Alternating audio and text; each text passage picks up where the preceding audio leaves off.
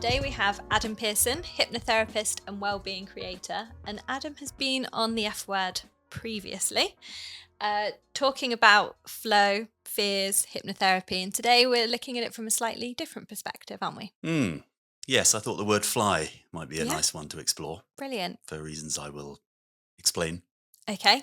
So can you explain a little bit about what you do for anyone who hasn't seen Of course, previous yes. episode? I'm a hypnotherapist and wellbeing creator, so I help people to feel relaxed and be more effective as a result through one-on-one work as a hypnotherapist in groups and increasingly through products which people can actually use themselves. Great. And the word fly? Is one that's very close to my heart because it's what first got me into hypnotherapy Okay. 15 years ago. I went on a course to develop my own confidence. So there was a certain flying. I actually flew out of that course, not literally, but it worked. And I came out feeling really confident. And the very next day, a client of mine said, "Oh, I don't fly. Can you help? Do you know anyone that treats phobias?" And I said, "It's really strange. Someone taught me how to do that yesterday. So let's give it a go." And after a few hours of working together over the next week or so, she got confidently back on a plane. So, and the most energizing part of that experience was she got back on a plane. That was really good for her work and for her life. But really, it was the question she asked next, which was, what else have I not been doing in my life that I actually could do? And that really fired me up because I'd really enjoyed the process. I found it was actually very easy and successful and had huge spin off effects. So I use the word fly quite broadly, although I think there's still a massive opportunity. And if you think in Cornwall, there's 500,000 people, the NHS reckons that about 10% have a phobia of flying. Okay. That's Wow. a lot of That people is a that are not lot. getting on aeroplanes, and particularly that's good for business, for people that want to travel. But for the rest of people's lives, it's what other difference it might make to their lives. So flying literally and flying metaphorically, there's still a massive opportunity for individuals and the business community and society at large.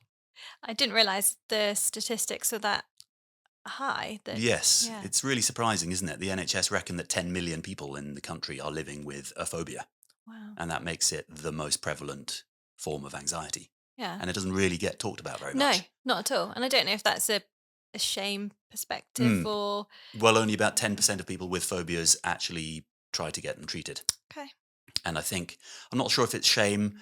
What I do learn a lot from my clients is that their partners often try to help by making light of it and laughing at it.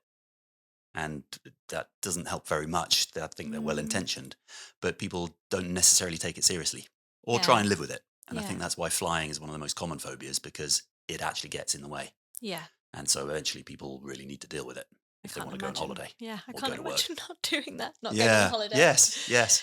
And lots of people thankfully can imagine flying happily or have Hmm. flown happily in the past because as phobias go, it's one of the ones that tends to come on in adulthood rather than develop in Okay. childhood. But it's also very reversible. It's very treatable, as are Yeah. all phobias, as it turns out, Yeah. which is the other half of the massive, unmissed, as yet untapped opportunity. Yeah, I think people do just live with it and assume that Mm, that's how they're programmed, how they feel, and that's just me. It's a yes. I can't do this or Yeah. I'm scared of that and don't consider because it's not a tangible thing to treat as such Hmm. or not widely Yes. known that it can be treated, but it Yes. Even though can. the impacts on people's lives Mm, are quite tangible. Sometimes it needs to mm. be sort of broken down, though, in terms of what is the missed opportunity. Like how Yeah. much time do you spend worrying? When you ask people how much time they spend worrying about a fear, they might turn out to spend half a day, half an hour a day worrying about it, or even if it's 5 minutes a day, Yeah. that's a week of their year that they've missed out on. Wow. It's a lot of energy just being Scared. misdirected. Yeah. Yeah, Yeah, I'm a lot of worried time about to spend something. being worried about things. But I also think in terms of the economy, it's an unmeasured cost. But I've had clients who have literally made millions of pounds of difference on the value of their business by not being scared. Mm, And even if it only made, I don't know, £1,000 difference to each person in Cornwall, that's already going to be 1 million or £10 million worth of economic value put on the Cornish economy. I'm loving all of these numbers, Adam. Thank you. This is Yes. great.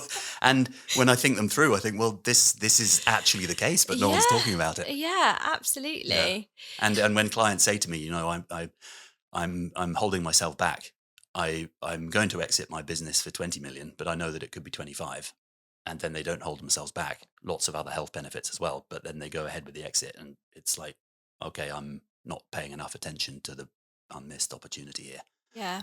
So I'm feeling quite passionate, quite serious about it at I the can moment. tell. That's great. So how Yeah. does this look? How does this enthusiasm you have around helping people in this Mm. specific area of their lives look? I'm coming back to what I first, in that as sometimes the most wonderful things happen in life. That first experience I had, I just thought, oh, well, that was easy. I just need to find everyone with a phobia and do something about it. And that's essentially what I've been doing for 10 Hmm. years. But it turns out there's quite a lot of other things that hypnotherapy can help with as well. But I'm coming back now really to doing a shout out to anyone that has a specific flying phobia is a good place to start because the spin off benefits. And the other thing about phobias is they're quite often comorbid with they coexist with other forms of anxiety, either other phobias or other more generalized anxiety disorders. So it's a good place to start, but it's a very identifiable and the most common phobia. So this is really a shout out to anyone that is or knows someone with a flying phobia. Hmm. You probably can do something about it. And hypnotherapy is not the only way. There's CBT can be really helpful as well. And in some cases, exposure therapy is another way that the NHS uses. It's not my favorite, but it can be treated. In my opinion, hypnotherapy is a nice, relaxing, easy way of doing it Hmm. with lots of positive, calming spin-off benefits for the nervous system. And so I'm really relaunching how I make things accessible to people, and in three ways. First of all, there are freely available things that people can do. So I'm trying to make that information and those ideas available so people can do it themselves. Even falling asleep to a relaxing audio every night can make a massive difference. And there's one of that I can make available for free. But also people can get together in groups. I think there's an opportunity for people to share experiences and to bust the phobia myths and bust the shame of phobia if there is any, and talk to other people and learn from other people. And also a lot of psychological emotional learning happens in relation to other people anyway. So I'm running groups for people that want to overcome their phobias. And it doesn't Amazing. need to take very long. Meet once a week for an hour for 4 weeks. Done. Sounds so easy. It is.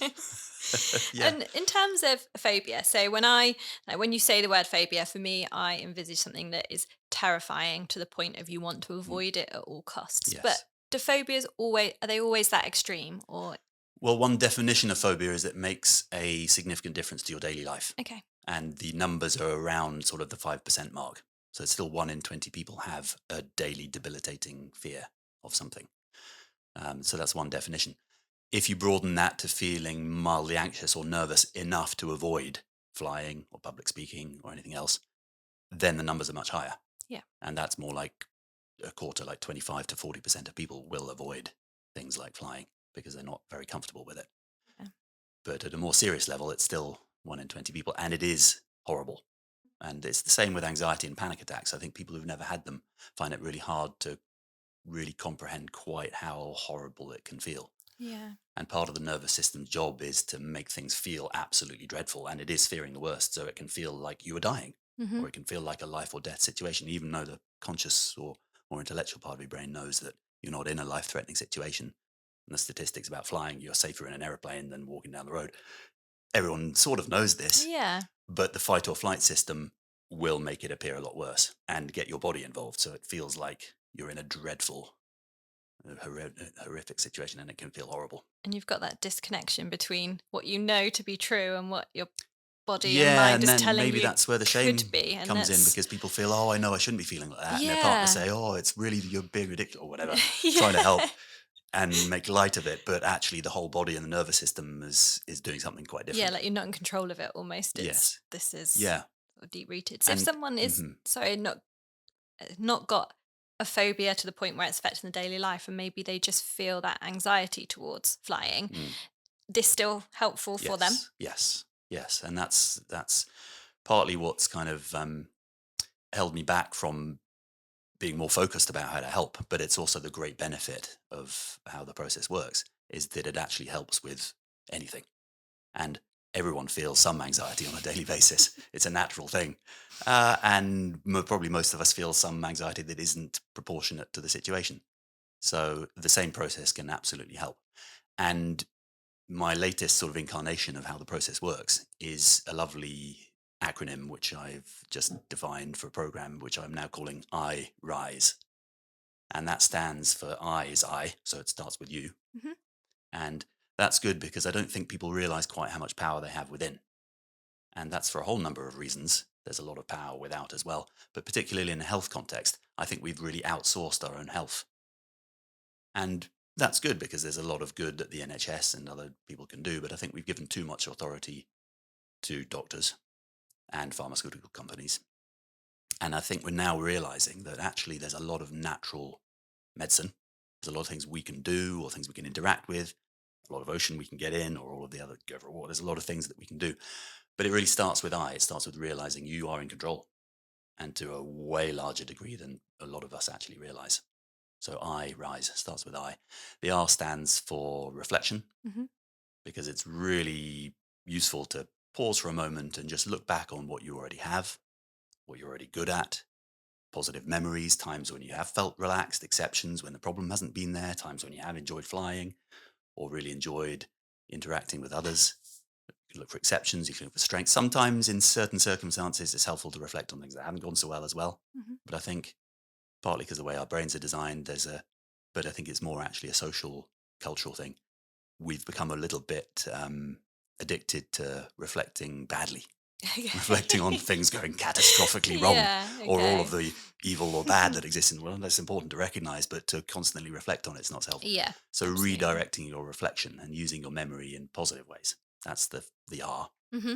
Then that's wonderful because it sets up the nervous system to start imagining. That's the second I, is imagine what your life could be like if this problem wasn't there. And it's such a simple thing to do, but it's so powerful. And you can see it live on people's brain waves, and you can see it in their demeanor, and you can even see it in their faces. A smile is probably the most ancient way of communicating. Oh, I'm imagining something good is Yeah. happening here, or just enjoying it. And the eyes light up and the senses broaden, and physiological changes. You can see the pallor of people's skin changes. Blood gets to places it hasn't been before. In the brain, blood reaches the higher order thinking. Suddenly the world starts to open up. Imagination's so much more powerful than conscious will. If we can imagine something, there's a good chance it can happen. Hmm. And in fact, the best things in life happen normally beyond our conscious imagination. So just to sort of set it alight and try to expand it, or begin to let it wander with wonder, can be a wonderful thing to do. That leads to the S. Yeah. If you've done those three things, just realize that you are the expert in your own life to a much larger degree than we realize. You're the master of your own destiny. Reflect positively, imagine things going even better. Then comes to the S. Settle down your nervous system. Find stillness, Hmm. maybe a little bit of silence. And in that space, the nervous system, as it probably is now, fills in the blanks Yeah. with really exciting, wonderful things very often, because as we don't often realize, a large part of our nervous system is positively mandated, positively organized to create good things. So when we find stillness, it's not just silence, it's not just emptiness. There's actually value and ideas and inspiration comes from the stillness. Then the E from I rise happens all by itself. Okay. Expansion. And it happens in our senses. Our peripheral vision expands, our awareness expands, our awareness of time, so we can remember things, but also our imagination about the future. Our whole worlds expand. And in the case of getting back on an aeroplane, our access to it physically expands, our reach Yeah. expands. And so those five things are just a really natural, very accessible, very easy, but extremely impactful process to go through. And how would someone go through that process? How Hmm. how long would it sort of take them? Is this something then that they would use forever when they're approaching a situation that they feel anxious about? Yes, I love that question. And I think I'm going to love the answer because it's a helpful chance for me to express and explore. And again, that's one of the challenges in how to market this, because it can happen in a millisecond. Okay. And I think we're all doing it all of the time. We're aware of ourselves. We're remembering. We're imagining. There's some silence in between each breath and in between each sentence. And there's not necessarily constant expansion, but I believe that the human psyche and system is organized around development and growth and learning. So it's happening all the time. It can happen over a 4-week program, Mm. and that's partly what I do. It can happen over a lifetime because I think it's a skill that we can, a process that we can relearn or harness and fuel and then release, and we can rehearse and just reinforce that. And I think it can happen in a daily cycle. And that's one of the things that I think I can make more available to people to just do in their own time. If you spend a few moments each day doing it, there's a natural cycle called being awake and being asleep, which is expressly designed through many, many years of evolution to do exactly this. 8 hours of silence and approximate stillness in which the brain expands, literally, physically. Yeah. Proteins move around, ideas and imagination grows. Dreams and things, I Yes, guess. dreams are very like much that. a part of that. Yeah. Dreams, I think, are part of reflecting and of imagining, so we can sort of repurpose and reimagine, reposition certain memories and certain expectations, but a very powerful process, more so than being awake. And dreams always, or quite often, are bizarre, aren't they? So I guess it's that imagination going through limits that your conscious would be like, oh no, that's absurd. Yes, because as we now know, the prefrontal cortex is limited in its thinking, quite linear, but the rest of the brain, as most biological systems, are complex and seemingly, or maybe even by definition, chaotic, but nevertheless have an emergent order coming from them, which is way more powerful than a straight line. So dreams, and sometimes dreams can be literal, sometimes they can be incredibly creative, sometimes bizarre, sometimes quite unpleasant, but I believe they all have a very positive purpose. And even dreaming about horrible things is a way of repositioning our relationship with horrible things. So that could be a very positive way of taking the adrenaline out of those experiences and And I giving us think more if you control. dream about something, it's playing on your mind, isn't it? It's there and it's present. So sometimes maybe that's your brain saying, time to think about this. Like consciously make a bit of a plan than leave it there. Yes. And that's how the vast majority of people recover, even from deep trauma. Most people recover naturally. Yeah. There are ways of helping that process, but the human capacity to heal is much larger than I think we often give it credit for, but happens all by itself, particularly when we relax and when we sleep. Yeah.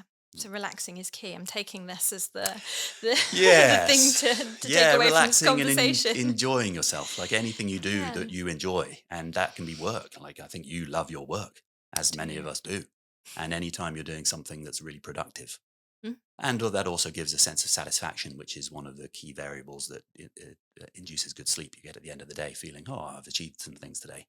But anytime you're doing that, whether you're asleep or awake and being productive, your brain is revitalizing itself and processing a lot of things in the background. And how would you begin? So if you're listening to this and you're thinking that sounds like something that would help me or I'd be interested in exploring, what are those kind of initial, how do you get into that frame of mind? How does someone start with this, I guess? It's such a great question again, because it's different for everybody. So it's quite hard to pin down, but I'd say opening one's awareness to it and having an intention to do so is a great start, realizing that you can.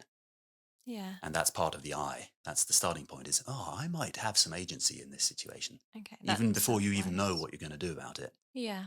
But then you could go to adampearson.com, and I'm in the process of organizing that so that answers people's questions for them. Because what I notice social media can do is provide the complexity of, I don't know where to start, but I'm just going to follow my nose. Yeah. And definitely. then you do, and then you resonate with something, and then that takes you down a positive pathway. Yeah. So that's kind of self-awareness of, I'm the one in control of this, so I need to think about those next steps. But a next step is signing up to my newsletter. Could be a great place to start. Yeah, there we go, exactly. Because I can provide just a gentle reminder on a weekly basis that you may or may not read, and that it may or may not be the time for you to resonate with it any more strongly. But that's often people come to me and say, oh, this has been something I've been thinking about for a while. Often they say, oh, I've tried everything else. So sometimes it's a circuitous process. I'd like to short circuit that. Yeah. But it's also an organic process. So, and a painless process coming to you to talk to you. Yes. I can vouch for that. Well, thank you. Yeah. And that's absolutely the aim. Yeah. And if you're in pain, it can actually be a pain reducing and pain relieving process, but at the right time and in the right way. And that's why I need and want my marketing to be very gentle, but I also need and want it to be very much more available. So that's why I'm really expanding what people can access and just have in the background, perhaps, or just follow my posts on Instagram and LinkedIn and see things which resonate that might make sense over time. And then when the time comes, join in with some group activities, or come and see me individually. Yeah. That's always an option as well. And I think that self-awareness, that starting with eyes and seeing that in practice is when I came to see you on several times around Mm, public speaking, was mm, you asking me about my week, about what I'd been up to, but me only being able to respond in a positive way. Because I think, yes. especially when you a lot of pressure or it's within a week or it's been a challenging sort of few days, it's really easy when someone asks you to have Mm, that as an outlet to say, yeah. I'm up to my eyeballs in it and not winning. But not being able to say that at first is quite difficult because it Hmm. might be a default, but it's that self-awareness of, actually, I am in charge of the narrative that I give around the Exactly right. situation. And I think Yes. that's, yeah, I've And it's seen it always in, a choice, by the way. yeah. And I do often check with people, if you want to say, so let's just, Yeah. you can say I know there's been negative things. weeks I've had that. If there's value for it, we will. Yeah. And sometimes there is. Yeah. So, but people then always are in the process, this is what I'm trying to help them with, of monitoring at least and choosing the Yes. narrative and realizing the value of the positive narrative. My Absolutely. dad was quite depressed recently and had a particularly difficult time for a couple of weeks. One major thing he started doing was writing down 3 positive things Oh, from each day. stop. He'd never done before, never really thought about it, but he Oh, just that's so a lovely. little scrap of paper and started noting it. And within a week was feeling a lot better. And it was even striking to me. I see this working with people all the time, but it really reminded me of the power of positive thinking. And Yeah. it doesn't negate any of the value of other sorts of thinking as Hmm. well. And in fact, even positivity itself is worthy of some sort of expanding on, because for me, positive is organized around what you want. Hmm. So it doesn't need to be what I think British people might have a while back regarded as a bit American. It's this sort of bit empty optimism. It's more thinking about things that you want, things that you like, things that are positive for you. And that's very unique. But just writing them down on a piece of paper can be a really, really powerful way to start to wake up your positive pathways. Yeah. I recently watched through my studies a TED talk around pro-noia, and I'd never heard that word before. Mm, So literally the opposite of paranoia. wonderful. So where with paranoia you obviously think the world is conspiring in some way, Yes. whereas pro-noia is you think the world is delivering positivity to you. Yes. And that mindset, which was just, I've never heard the word, Hmm. and or the context. What do you think about sort of these buzzwords, but things like pronoia, manifesting, things, terms that we've adopted? Yeah, well, buzz is good. I love buzz, and buzz is there for a reason. Mhm. And so words that make it happen are really good, but I think there's meaning behind them as well. And it's funny that that sort of positive words get labeled as buzzwords, Yeah. and negative ones get just used and Yeah. treated as words. Yeah. So I love them. Bring them on, and they happen. Hmm. Manifestation happens. Yeah. It's an absolute, it's a scientific fact, and in its experience of mine for sure. But I like the way that we can use language, and pronoia is a great example of that. That Yeah. seems like a really, really positive concept, and I can only begin to imagine the power of imagining people are having good thoughts about you. Yeah. Could be so helpful to a lot of people that spend a lot of time doing the opposite, Yeah. and that just opens a door and a possibility. It reminds me a little bit of, I think if I get it right, it was post-traumatic growth, Oh, okay. because I Yeah. think post-traumatic stress has a lot of recognition, which is Hmm. very valuable and very good.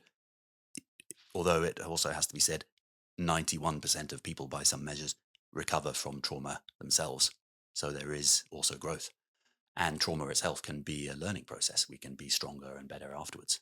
So I think reframing some of these things is a really, really positive thing to do. And words do make a difference. Yeah, absolutely. Yeah. Absolutely. And I know that there's so much research and studies around people's sort of just general well-being when they're around positive people, positive language, Mm. parenting 101 around using sort of Ah, more positive sort of yes. language. It's, Yes. yeah, I And of think course, that, children are brilliant at it and yeah, will just respond so positively to these things, yeah, and probably start with pronoia. yeah, I would imagine we're born with, I expect everyone will be loving me now. If they're yeah. not, I'll let them know. Oh, they are. Great. And carry Yeah, on. yeah, that's really interesting. And I wonder when that starts to change. When we get socialized, I Yeah, suppose. And yeah, through the trials and tribulations of life, we we develop other, well, paranoia also has a value to some degree. Keep you safe. I've had to learn myself in rather late in life that not everyone is nice. So that's also useful. Oh. And true, but I'm a Jealous of your happier hug. person for it. Yeah. Thank you. Yeah. Yeah. But a balance, I think. Yeah. And that's Yeah. part of the learning process, isn't it? But great if we can learn that in our younger years too. In terms of goals or what you want to achieve through this program and the Yes. people that you want to help, Yeah. how would you summarize that? Well, I want to turn thousands into millions Okay, great. because That's I've now good. seen 1,000 clients. So I set off 10 years ago Amazing. with a view. I was actually working in corporate consulting and feeling like, well, I'm making a difference, and I am actually doing some quite cool programs in quite global, big organizations. But I feel my own personal impact, I want to make that more personal. So I set out there and I thought, well, look, I've helped this person get on a plane. She then referred me to a bunch of her friends and colleagues, and I helped them as well. So that was 10 people. And I thought, well, okay, let's set off and help 1,000 people. Yeah. Now, it's taken me 10 years, but I've worked quite intensely, quite personally, quite closely with 1,000 people. I've had 1,000 clients come through the That's door at Nuclear amazing. Hypnotherapy, which is a marvelous milestone. And I think it's made, it's hard to measure, but in financial terms, but thousands of pounds worth of difference to each of those people, millions in some cases. Yeah. And not to mention the benefits in their lives and parents finding themselves more present with their children or more present with their spouse. Like that's immeasurable in some ways impact, although we do measure those outcomes as well.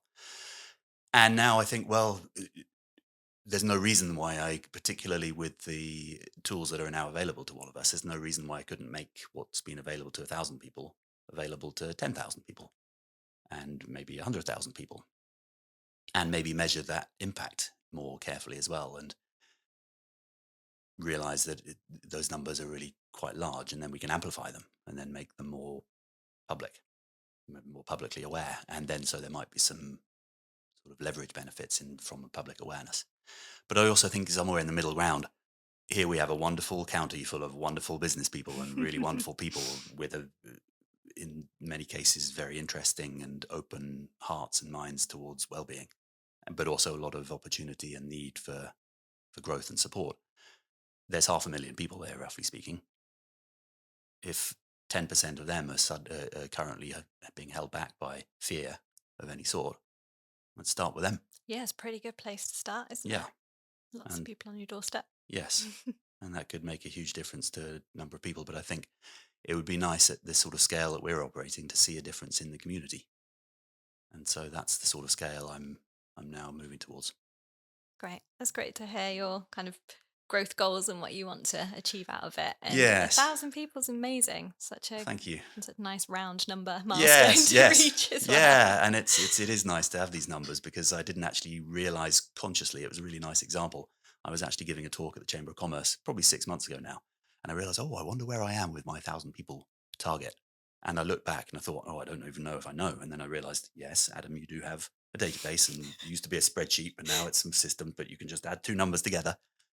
It came to 997. Stop. And then I realized that I had 3 new clients starting before the talk I was giving. There you go. There it is. 1,000. On that very week. So Amazing. they're nice round numbers, but they're all of these things.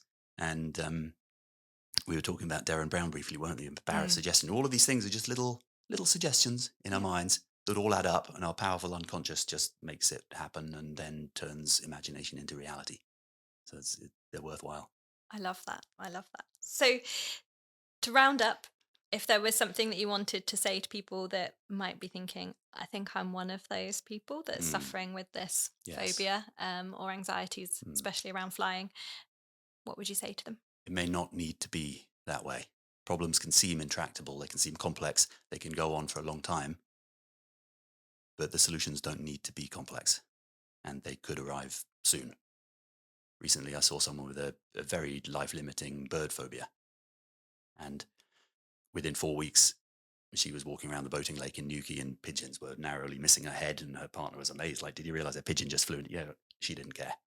I don't mind. I did notice it, but I just don't mind anymore. And part of her response was, what took me so long? So my message would be, it might not need to be that way. Yeah. And take a step. And if that step is visiting adampearson.com, where you'll find something that might be helpful, that might be a step. But take whatever step makes sense to you. And then take another step and keep following your nose. Start with I, and then reflect a little bit, imagine a bit, find some stillness, and get ready to expand. Because it might happen sooner than you think. Sounds exciting. E for exciting. Yes. Yeah, there we go. Lovely. Well, thank you so much for coming back to us today and talking through kind of what's next for you. I could always just sit for hours and me talk too. to you. It It's is just relaxing. And thank you for the opportunity, because really to talk about it, Mm. I can sit at home and think about it and experience at the end of every session I have with a client. I think, and I often write myself a note, must do more. Need to talk about this. But for me, certainly it helps to learn by talking. Yeah. And that's when things become real. Absolutely. Well, Shane's asleep in the corner. So on that note, We'll wake him up, bring shall the we? episode to a close. But thank you Wonderful. again, Adam. Great to Pleasure. talk. Thank you.